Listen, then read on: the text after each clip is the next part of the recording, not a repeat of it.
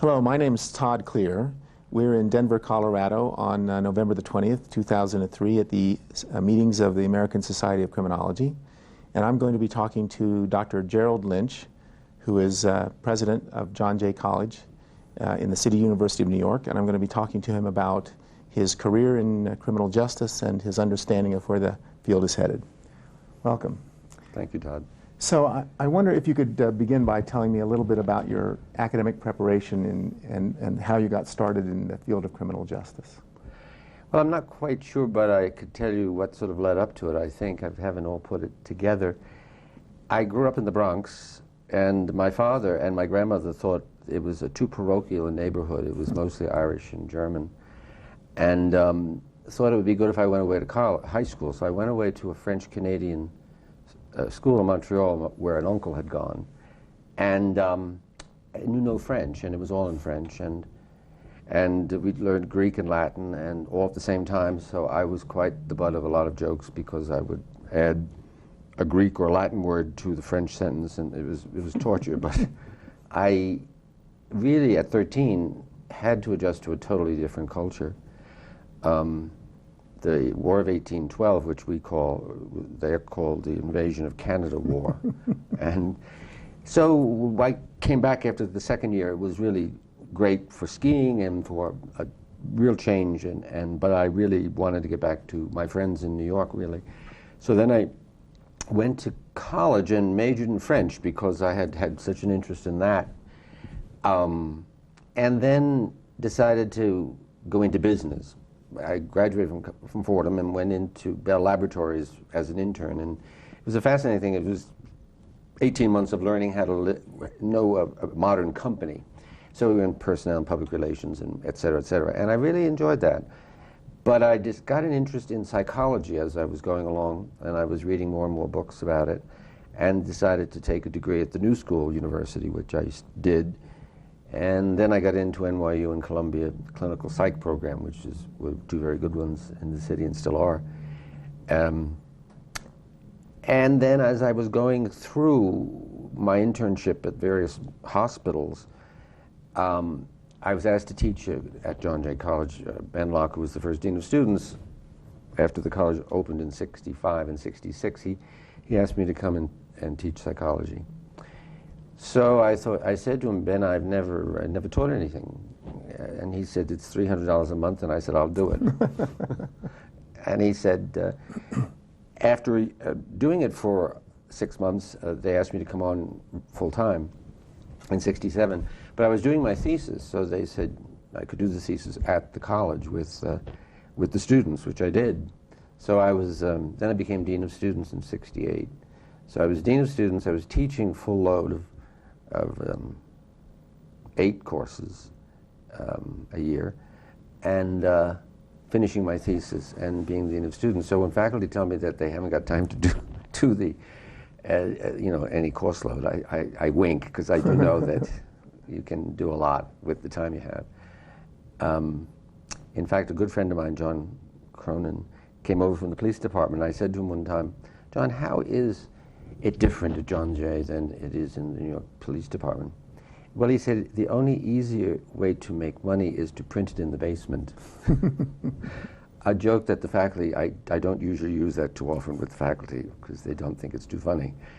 But, so there were a lot of influences on me when I came, and what happened was it was kind of a love affair with the cops. The first day, in the first class I ever taught, I said, this is a general psychology, we're going to do this and that. And a guy raised his hand and said, yesterday I was at the Brooklyn Bridge, a guy said he was going to jump. The squad came in, the emergency squad. They said, what about your wife? He said, if you bring my wife, I won't jump. Brought the wife, he jumped and died. Why did he do that? What is his theory of suicide? What is aggression? What is aggression against? Who was he hurting? Was he killing himself or killing her? And they loved the theory of psychology as to what to do with these guys and women they meet on the street that are emotionally disturbed. So it was a beautiful kind of combination of they saw the incidents in vivo, and I could give them some idea of the theories behind it. So I realized all of a sudden that I really enjoyed the normal population more than I did the abnormal population that I dealt with in the hospital. We would work all week with the patients often, and then when it came to Friday, they were pretty good. By Monday, they had gone off their medication, gone back to the people they were fighting with. They came in Monday morning, they were off the wall again. So I didn't feel I was making as much progress as I felt I did with the police. And so I went to see Arthur Niederhofer and to see a lot of people who were really very important to me in early days, and said, what are the 25 books I should read? So I've got to learn criminal justice and criminology, and I didn't ever take any classes. So they gave me all the books, and I started reading them, and then I started publishing and things. The first article I published was Marital Therapy with the Aging, which I find funny now that I'm aging, that I was 28 at the time, and I did it with a woman I was working with at Metropolitan Hospital, and we were seeing elderly couples in their 70s and 80s who needed therapy, which wasn't much written up about. So I started writing, and I did some stories about what makes police cooperate and compete, what leads to increased cooperation versus destructive competition. That's always been an interest of mine, and that was my thesis. So then the vice president died, and I became the vice president in 1971. And the vice president was? There was the president, the vice president, and the dean of faculty. The three of us were the administration. Right, right. Because when I started, we had about 1,000 students who'd come over from a program at Baruch College, and so the vice president was in charge of everything that wasn't in the dean of faculty's area. And then the dean of faculty left, and I became the acting dean of faculty and the vice president. And then the president became chancellor of the University of Chicago at Columbus, at Chicago Circle. And I became the acting president. So I was acting president, acting dean of faculty, and vice president, which was bizarre, of course. And then in '76, they said they were going to close the college. But that's another chapter. But anyway, it was a multivariate kind of progress toward trying different things. And I thought I wanted to do French literature, which I enjoyed immensely. And then I thought I really liked business. And then I thought I really liked psychology. And then I ended up in criminal justice and education, which I hadn't thought I was going to do. But and I mention this sometimes to students, that you don't be afraid of opportunities and occasions of growth. Mm-hmm. They can be fun. So so people will have a sense of the scale of the John Jay College change over the years. How many students, when you joined the college in the early 70s, how many students did you have and how many faculty did you have? Well, actually, I joined in the 60s. In the 60s. Right, in '66. We had about 1,000, all cops, and very few women, if any. And now we have 13,000 students, about 15% cops. The rest are students planning to go into law enforcement, and we have about 63% women. Mm-hmm. And we're now in 4 buildings on the west side of Manhattan. And when you started out, you were? We had half a room. It was called D8. It was in the police academy, which is still on 20th Street. And when I started the job, they brought me to this room, very small room, and we had half of it. It was partitioned. The other half was something else for the police department. And they said, this is your desk, and this is your drawer, because there were 6 drawers in the desk, and I had 1 drawer. So we had to take turns sitting at the chair, on the chair at the desk. So it was very small, and it was in the police academy for about 3.5 years, and then it moved to rented space on Park Avenue South, which was pretty bad. But we finally moved uptown in '73 to what was the headquarters of 20th Century Fox, and also North Hall, which we call North Hall, was still there. But it was a dramatic growth, and the wonderful thing about the journey for me has been that we came from police. I had just got finished explaining what police science was when they changed the name. The name was the College of Police Science when it started, COPS, so it was a nice, quick thing. But people said, what's that? And what are you teaching cops anyway? And the answer to that, which was very important to me, was my predecessor, Don Riddle, the second president, when asked, how do you educate cops? He said, like everybody else.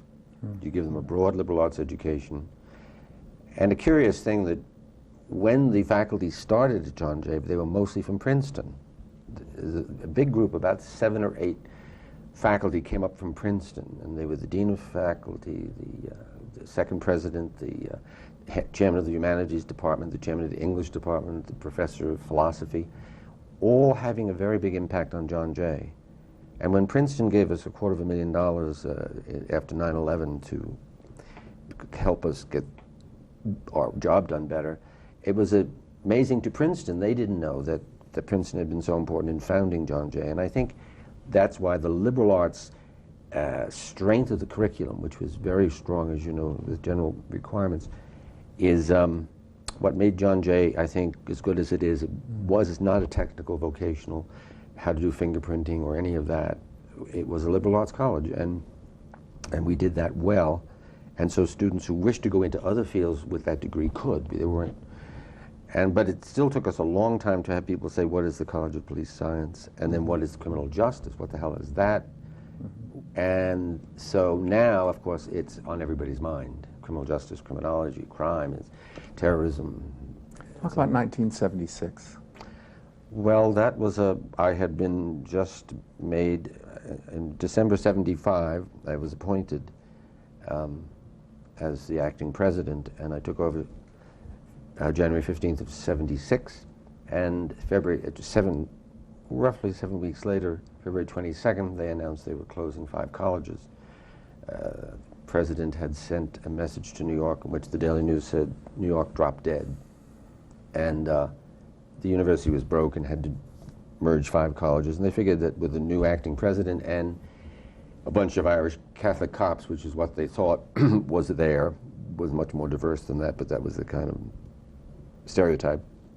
And so we put a phenomenal campaign, if I say so myself, because we all jumped in. We rented airplanes, we rented stagecoaches. We had John Jay assassinated on Fifth Avenue coming out of the stagecoach. We had banners in the sky. We had public marches all over the city. And everybody kept saying, how did you get to close 59th Street? And how did you get to close Fifth Avenue to have these marches? Of course, we did have some friends in the police department. So I would argue that for 10 minutes, from 10:10 to 10:20, close Fifth Avenue will go up. So we had nothing to lose, we felt. And so everything was Save John Jay. And the chancellor got into a taxi after 6 weeks of this campaign, and he said, I knew it was lost when the man turned around and said, are you going to save John Jay? Because it was the multimedia campaign all over the city, established us as a gutsy young institution that was doing something relevant to the city, and that police and educated police were a very important thing to do. And we had just come out of the turbulent 60s, you know, where all the presidential commissions said you should have college education for police. And here we were doing that. So we were able to get our message across in a way we probably never would have if we hadn't gone to the death. And I was offered all sorts of nice contracts to move to Baruch, but I had 2 young children at the time, and I remember thinking when it happened, I opened the paper on 7 o'clock on a Monday morning, and it said, Chancellor is going to close 5 colleges, and John Jay was to be merged with Baruch, but it was really going to be closed. And I got into the shower, and I thought to myself, it's like my 3rd child. I can't let it die. And one of the vice chancellors said, don't act like a hero, Jerry. Just give in and, you know, don't make a noise. And but I said, no, we have to do it. We have to try. And so against all odds, but we had Margaret Mead came out for us and a big commercial. And we really got the governor to come out. The New York Times came out for us on March 8th. We had a big public hearing that went till 3 in the morning at the Graduate Center. Getting the New York Times, getting the governor was a real coup. And I still thank Governor Carey for his support. And he was great. And the League of Women Voters got to him and said, John Jay is important to have a college educating cops. And we could use, the greatest thing we had was every liberal liked us because we were making the cops more humanistic, and the conservatives liked us because we were making anything good for the cops was good for cops.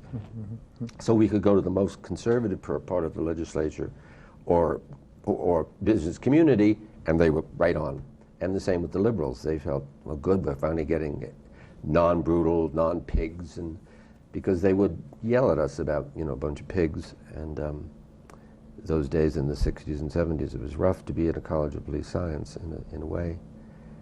But so that was 76, and that was called the crisis, which we still use it, and it pulled us together in a way that would not have happened, and the great people that we honor so much, Niederhofer and others, were right behind us in it, and so it worked, thank God. Another key moment in the development of the college is when the college sort of added an international interest to its natural interest in New York City.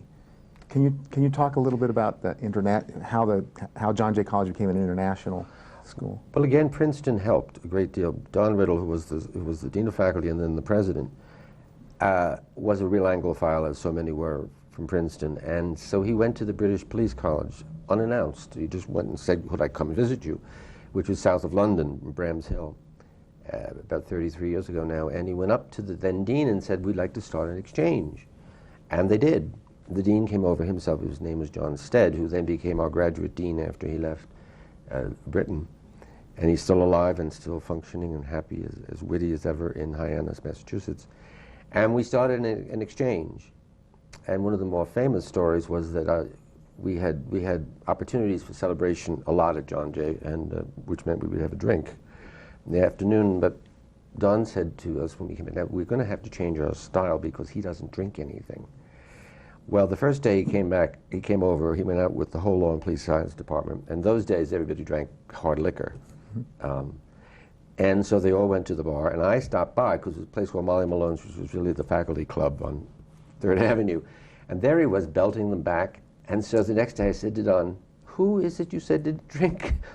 And so we had a lot of laughs about that. And he was just a great guy. But then that started the fact that Don believed, and we all did, that what were the British doing? And they were our natural linguistic partners. And so then we began to see people coming from Ireland.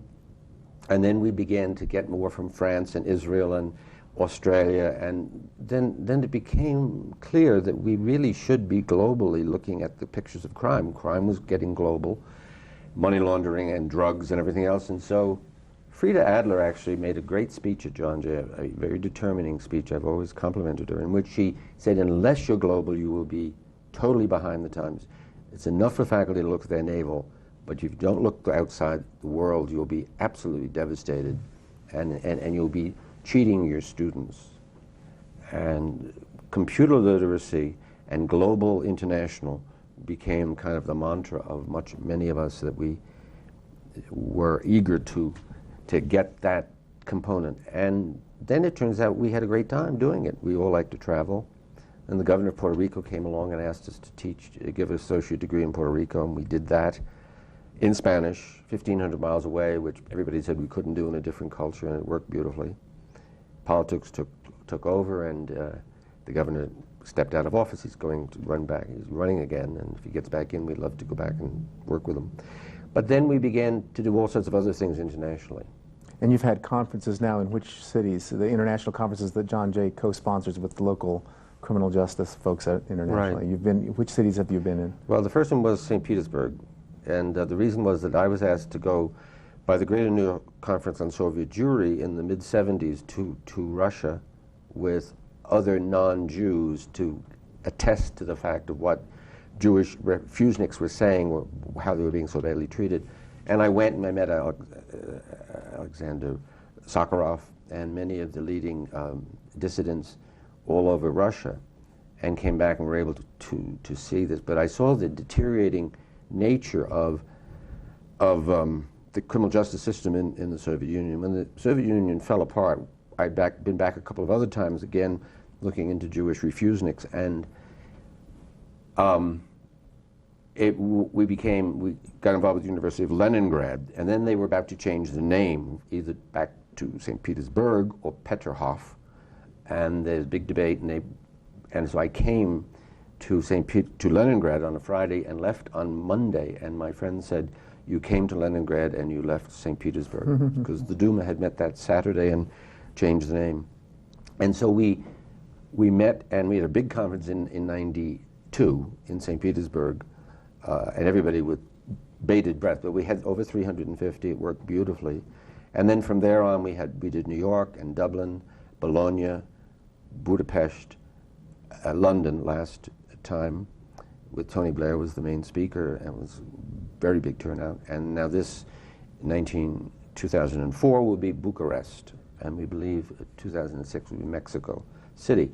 So that has attracted scholars and practitioners, and unlike ASC or unlike IACP, it attracts practitioners and academics, intellectuals, so that many of our faculty go regularly, and people from all over the world go from the academy, but also with practitioners. You'll get police chiefs, commissioners from all over the place. And it's been a very good, positive development. And our faculty have enjoyed it very much, too. So that, and our students are from 135 countries now, as you know, Todd, and they're expecting you to know something about, and if you say, well, I've been to St. Vincent and the Grenadines, or I've been to Morocco, it's good because you can talk about their interests and what are their concerns about corruption, brutality, whatever it is in their country. And then one other John Jay question, and then I want to talk to you about something else. How did September the 11th affect John Jay College? Well, I don't know how to put that. Again, maybe in the story of, I was in class at 8:20, and a young student came in and said, Dr. Lynch, a plane has hit the World Trade Center. And I said, oh, I stopped the class and said, has anybody living anywhere near the World Trade Center or working in the World Trade Center, you should go now and check out what's going on. Because I vaguely remember in '47 when the plane hit the Empire State Building, a little plane. It was a mistake. It wasn't an attack, but I thought that was what it was because it was a big, big deal when I was a kid when that plane hit the Empire State. And then another kid came in and said, there's another plane hit the building. So I said, let's go upstairs. So we went up to the roof of the college, and we're just about 3 miles down the river. We're at 59th, and that's about 3 miles down the river. And we saw the flames coming out of both buildings. And it was a brilliant blue, sunny day, and we still didn't, of course, know what this was. So we all rushed down to my office, turned on the television, and then began to hear with such incredulity. And then the rest, and then the hospital across the street said, could we put up 300 cots in our gymnasium? And they were ready to have all these parts of people. Well, there were no parts, and nobody was coming wounded. They were dead. They were incinerated.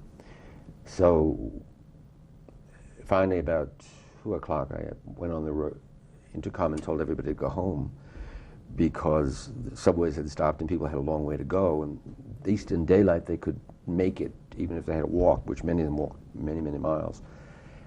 But 66 of our students, alumni, and faculty died.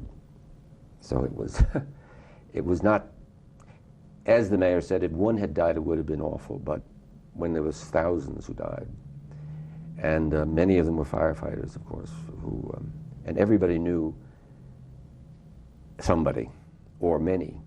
So it was, we were beyond mourning. We had services and singing and marches, and we were just numb. You know, we were in St. Patrick's, and it was just hard to even remember it, except that we had to keep going, and we didn't stop the classes. And we got through the semester, and everybody who had incompletes because of that was treated, the faculty were wonderful. They made sure that they could make up classes and they could do different things, so they weren't penalized by having to work overtime or having been ill or having been maimed.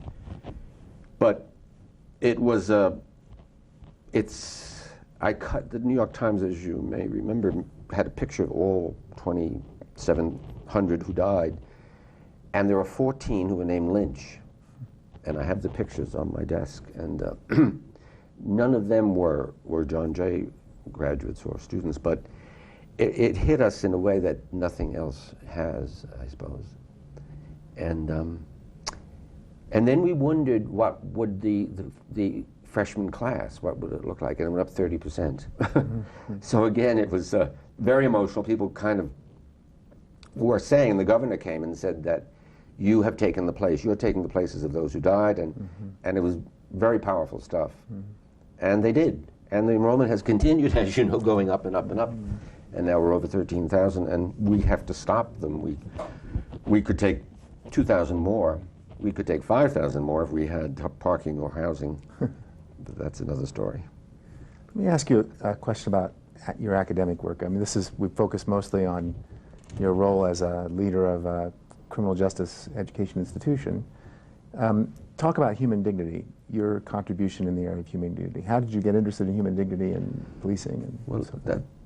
I was down in Washington begging for money, as I do all the time, and I was with the head of the DEA, Stan Morris, and I said, Stan, I bought you lunch twice, and there's been no money. Putting it directly, where's the money? And he said, I haven't got any, I can talk, but go see this guy, Chris Kriskovitz, in the Department of Justice. And I went, and he said, we've been running this ICTAP program, the International Criminal Intelligence Investigating Training Program. It was very, very good. It helped police throughout Latin America learn better police methods, patrol, investigations, crime scenes, etc. And it was very good nuts and bolts. And he said, we can't give anything on what is the nature of policing in a democratic society, and particularly a divided society, in a democratic society, a divided culture. Could you develop something that would get to the core of policing as you believe it, whatever it means to you? He said, we've tried a lot of people. Nobody's come up with anything we like. So we went to work with a group of people, criminologists, sociologists, psychologists, for about a year, and came up with a non-didactic approach of asking you to define human, and we decided on human dignity because it had a stronger positive than human rights. Human civil rights can be like, to cops, oh, you're going to call me a pig again, or you tell me I'm brutal and, you know, I'm beat up all these minorities, and I don't want to hear that. So human dignity had a more positive, and in outside the country, outside the United States, it's used very, very strongly in quoting the UN Charter. And the Pope speaks all the time about human dignity. So it has a very positive connotation outside the United States, more than in the United States. But he liked the course. It starts out by defining human dignity. That's the last cognitive thing you do. Then you say, when was your human dignity violated before you were 12 by someone in authority? And we don't want to get into child sexual abuse or anything but just everybody has a story about a teacher who called me a liar in front of the whole class. So it worked. And the most hard-bitten cops all the time have given this the highest rating throughout Latin. And then when LEA started, the International Law Enforcement Academy in Budapest 12 years ago, they asked us to do it, and it went very well. Can I tell you one quick story about that? The day we were supposed to do it, we've been arguing on the curriculum committee for 6 weeks about where we should put the human dignity. They had it at the very end. We said, no, you should start it at the beginning. And they said, oh, yes, of course you want that because that's your baby. So the first day, they were Hungary, Ukraine, and Russia were the three. We took 3 nations at a time, simultaneous translations. And the FBI gave lectures all day long about the American judicial system. At the end of the day, about 6 o'clock, the 3 heads of the delegations came to see the director and said, we're quitting, we're going home. And I realize this story, I've often hesitated to tell it, but I'm just not blaming anybody at all. But the typical way was to do a didactic thing. And they said, we didn't come here to be lectured to, and we don't really want to know that much about the American judicial system, and we're going home. And so we met until midnight about what to do, including telling their interior ministers to fire them and getting their bosses to beat them up in every verbal way they could over the phone from Russia or the other places. So we said, we'll start with human dignity tomorrow morning if you want at 8 o'clock. This is midnight. And they came back and said, okay, because they figured if we screwed it up, well, that's how it got screwed up. And we were taking a big chance, but 5 o'clock Tuesday, the 3 delegation heads came and said, okay, Now you're asking us about ourselves, about what we do in our country, and what we believe in. Yes, thanks. Sort of the benchmarks at John Jay are when it was opened, the crisis in '76, the beginning of the international interest, and September 11th. I think those are key points in the history, and so we got each one of them. It's sort of in a natural flow of a story. Well done. I mean,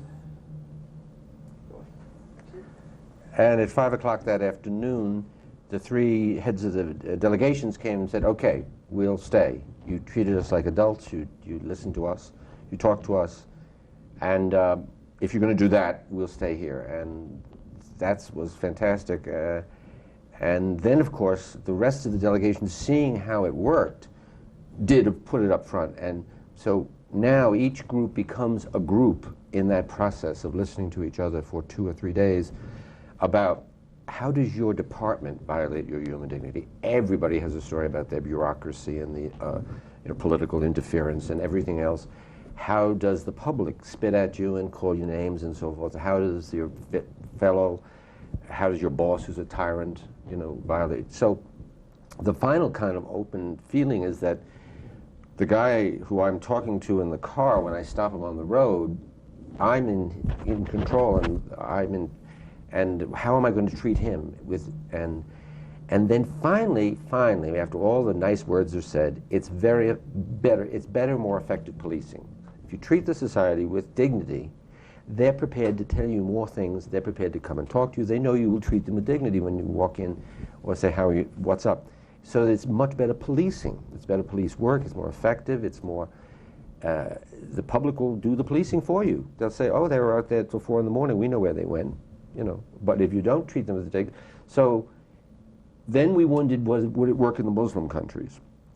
And would it work in the other than Judeo-Christian countries? And we did all sorts of studies for fear of coming in and being the white man's burden type thing. And it worked in Turkey, and it worked throughout in China, and in the Philippines, and Laos, and Cambodia, and Botswana, and 11 countries in southern part of Africa. So we understand that the Justice Department is so pleased with these series of courses. They take 6 to 8 weeks, but we always do the first section. They're going to do more of that because it has been good. And the conference we're having in Romania, the 3 groups that came from Romania have been meeting as alumni of this session and are going to try to come to the conference in Bucharest this coming year. So it's been amazing, especially through all these languages. We're hoping to continue working with it, and we finally got the New York City Police Department to do it. It's the prophet in his own country is not heard. So until we got a certain Deputy Commissioner, Jim Fife, and some others in there who felt this really was working everywhere. It's working in other developed countries. We've done it in England, Ireland, France. We haven't done it as many places as we'd like, but it's the most exciting thing I think that ever happened to me in my career to see this issue. And we went to Belgium, and we went to South Africa, and we went to look at the countries where there is a divided society, or 2 cultures, Canada. How do they provide democratic policing in a divided society? And then I happened to be on the Patent Commission, which is the Independent Commission on Policing Northern Ireland, and much of what I learned from human dignity, I pushed very, very hard for the Patent Commission. So it opens, and the whole first section of the Patent Commission is the need to have human dignity approach to policing in Northern Ireland as well as anywhere. But in this divided society, how were the Catholics going to trust the police? And we had some ways, and so this human dignity training has been very well received. One of the ways of thinking about your career is that it has paralleled the development of criminal justice as a field of study. A college opens up in a couple of rooms in a police precinct, a College of Police Science. It emerges as a College of Criminal Justice. It grows in size. It becomes an international presence. It begins creating an understanding of what a concept like human dignity means for policing. So you've had a place throughout sort of a 30-year history of the development of criminal justice. Where's it going? What are the next steps down the road? Well, as you know, Todd, I'm hoping to answer that question in a lot of ways by trying to do a book on the future of policing and getting many of the people I've worked with through the years, and many people I haven't, but whose work I admire and have read extensively, and try to get a book on what is the future of policing. What will be the peacekeeping policing methods? Peter Fitzgerald from the Irish Police has done Namibia, Cambodia. He's now in Iraq, and he did Bosnia. And he was released from the Irish Police to do this. So he has a wealth of information, 4 countries where he was head of the peacekeeping force, but he's a policeman from Ireland.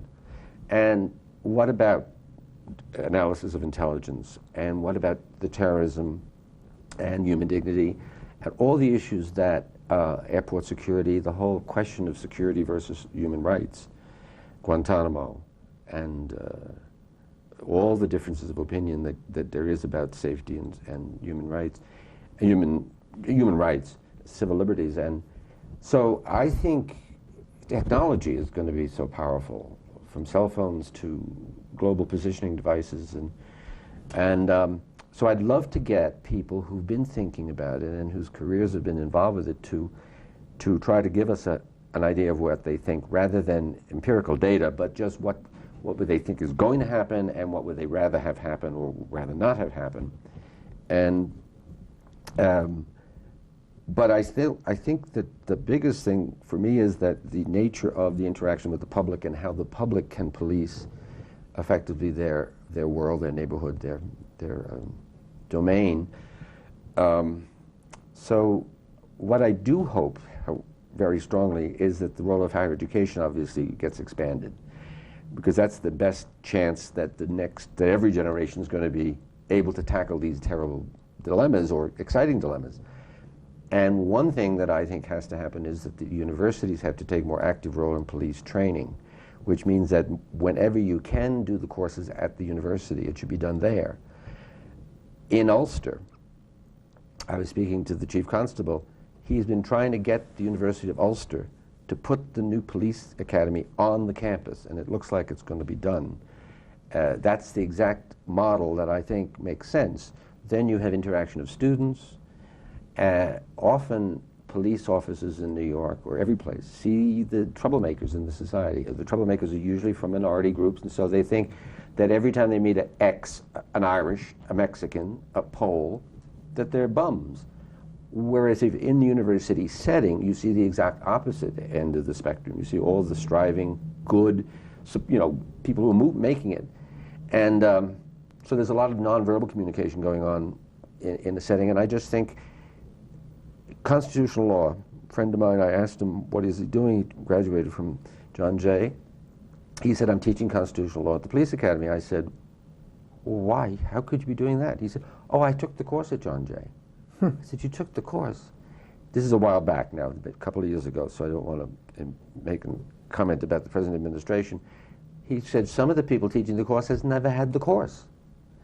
We have 50 lawyers at John Jay worried about constitutional law issues and search and seizure, probable cause. They spend their entire life on these issues, and that's where the cop. So this young man said, I'm only allowed to answer 40 questions. Here are the 40 questions. If they ask any other questions, I can't answer them, because he isn't a lawyer. Whereas it's the dialogue about probable cause and search and seizure and all that makes the difference.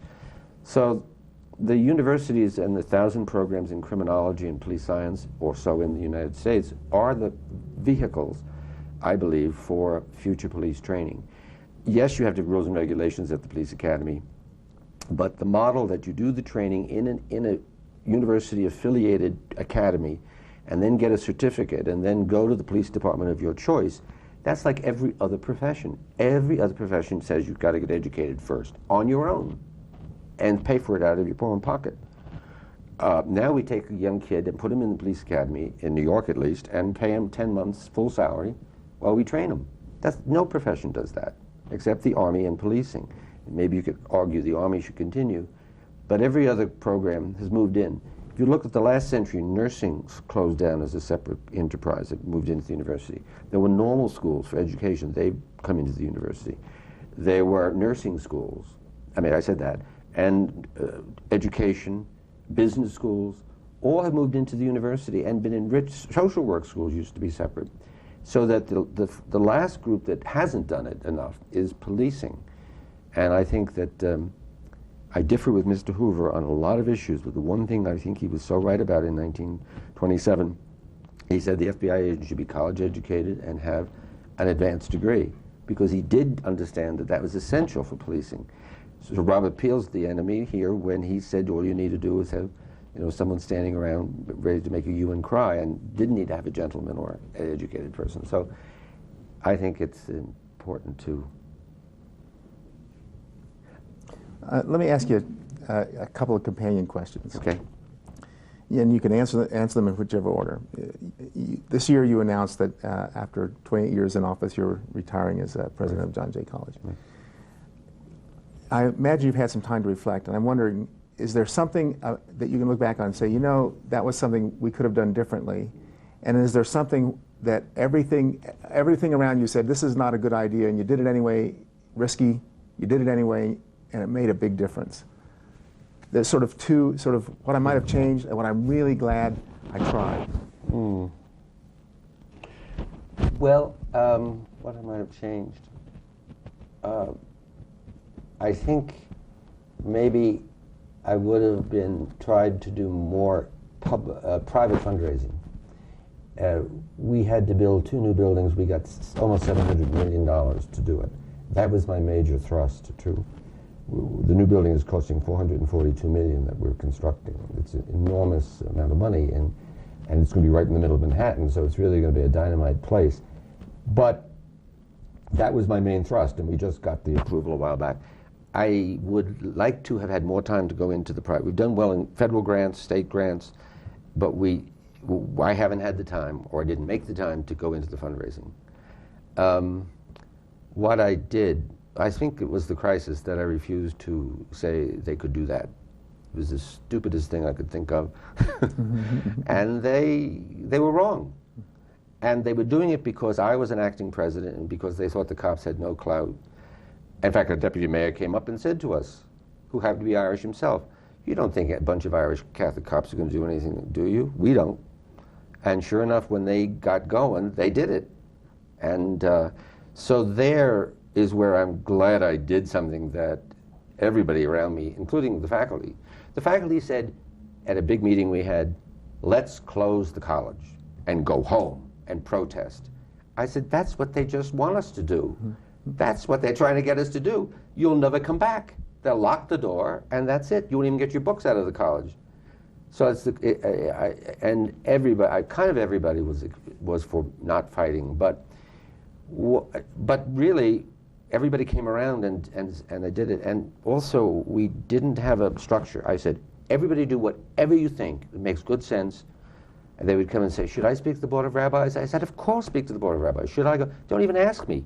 Do everything you have. We haven't got enough time. Just do it. And we actually didn't make any mistakes that I can remember that were at least illegal or immoral. They may have been stupid, but the only thing we couldn't get is we couldn't get a barge to go up and down the Hudson River pulling a boat that said Save John Jay. My wife, however, was in the playground with my 2 children, and my son said, "Mommy, what's that?" And it was the plane that said Save John Jay. My wife said, "Oh my God, he's got a plane." So we did everything, and we used the money we had. We had student money, we had faculty donated money. Faculty gave a lot of money. And I said, if they close this, so we used $60,000 from the student money to build a new fitness center and so forth. But we, again, didn't do anything illegal, but nobody expected it. Yeah. And Percy Sutton, who was the borough president at the time, and Paul O'Dwyer, who was the city council president, both said they'd never seen a municipal agency organize itself so well. So, well, I've never seen a person tell the history of criminal justice higher education as well. Thank you very much. Thank you, Todd. That's very nice of you. Nice to talk to you.